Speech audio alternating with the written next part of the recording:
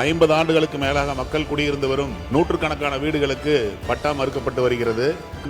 அந்த இடத்தை ஏற்கனவே நான் சொன்ன மூல கேள்விக்கு தொடர்புடைய கேள்வி கேட்டா எல்லா பதிலும் சொல்ல தயாரா இருப்பேன். திடீர்னு நீங்க பட்டாவை பத்தி கேட்கறீங்க, ஜாதி சான்றிதழ் பத்தி கேட்கறீங்கன்னா சிரமம் அது.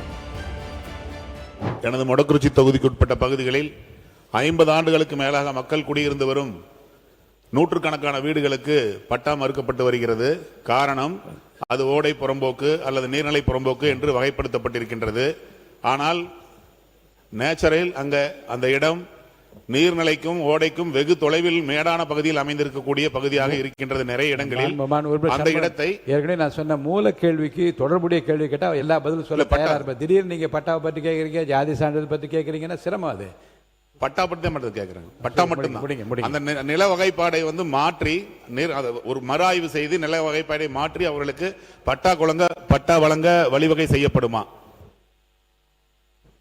மாண்புமிகு பேரவைத் தலைவர் அவர்களே, உச்ச நீதிமன்றத்துடைய தீர்ப்பு நீர்வழி புறங்கோயிலில் இருக்கிற அத்தனையும் அப்புறப்படுத்த வேண்டும் என்பதுதான். நீங்கள் சொல்வதைப் போல 50 ஆண்டு காலம் நீர்வழி புறம்போக்காக இருந்தாலும் கூட நீரே அங்கு வரவில்லை என்று சொன்னால் அதை பற்றியும் அரசு ஆய்வு செய்யும்.